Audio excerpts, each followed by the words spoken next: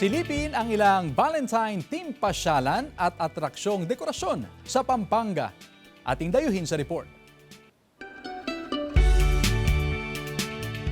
Love is everywhere sa lalawigan ng Pampanga dahil kahit saan ka tumingin, siguradong mai-in-love ka sa ganda ng mga Valentine's Day palamuti ng iba't ibang bayan. Mamasyal sa Valentine's Day centerpiece na ito sa isang establishmento sa loob ng Clark Freeport Zone. Makipicture sa Heart Arc o kaya naman ay create memories sa photo booth. Kung panregalo ang hanap, may mabibiling stuffed toys at bouquet sa mga stall. If budget-friendly date naman ang hanap mo, make it simple at mag-picnic date sa Clark Parade Grounds. O kaya naman, mag-jogging kasama ang iyong mahal sa buhay habang ini-enjoy ang magandang view ng parade grounds.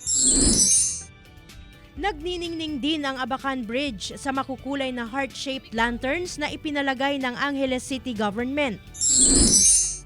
At syempre, hindi nagpahuli ang mga iconic Valentine's Day themed lanterns ng Jose Abad Santos Avenue sa City of San Fernando na ginawa ng mga local lantern maker ng syudad.